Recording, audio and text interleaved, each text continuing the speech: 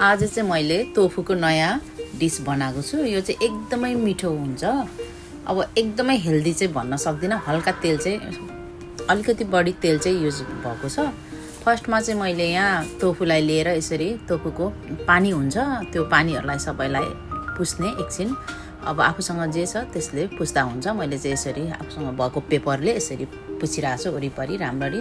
यसबाट चाहिँ एकदमै धेरै पानी आउँछ, त्यो भएर यो पानीहरूलाई चाहिँ निकाल्ने। अनि पिस बनाउँदैछु मैले यहाँ चाहिँ। यो चाहिँ चामलको पिठो हो। चामलको पिठोमाथि यसरी आफूले कट गरेर राखेर यसरी पल्टाउने दुवैपल्टी। यो चामलको पिठोसँग राख्यो भने चाहिँ अलिक क्रन्ची हुन्छ अनि मिठो हुन्छ। आफूसँग जुन पिठो छ घरमा त्यही युज गरे हुन्छ।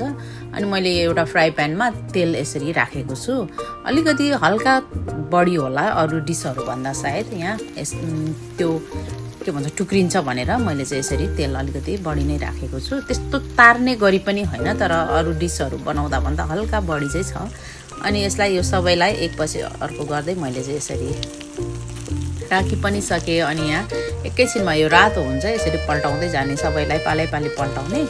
मैले लगभग सबैलाई यसरी पल्टाइ पनि सकेँ। यो पल्टाइसकिसकेपछि एकछिनपछि फेरि अर्को भागमा पनि पाक्न दिने। अनि यो माथि मैले नुन मात्रै राखेको छु, अहिलेलाई चाहिँ नुन मात्रै राखेको छु। अब चाहिँ यो टुक्रिँदैन यतिको भइसकेपछि चाहिँ। अनि यो माथि चाहिँ मैले खोर्सानीको धुलो राखेको थिएँ, त्यो चाहिँ सरी मैले क्लिप लिन बिर्सेछु। अनि खोर्सानीको धुलो पछि चाहिँ मैले यो जिरा र धनियालाई पिसेर बनाएको पाउडर हो। एकदमै मिठो हुन्छ यसको बास्नाले चाहिँ। यहाँ यसरी रेडी भएर एउटा प्लेटमा पनि राखिसकेको छु। यो माथि चाहिँ कट गरेको हरियो धनिया यसरी राखेर खाएको एकदमै मिठो हुन्छ। धनिया छैन भने चाहिँ प्याजको त्यो हरियो पत्ताहरू राखे पनि हुन्छ, एकदमै मिठो हुन्छ। अनि लास्टमा चाहिँ यसरी चलाउने मात्रै हो काम।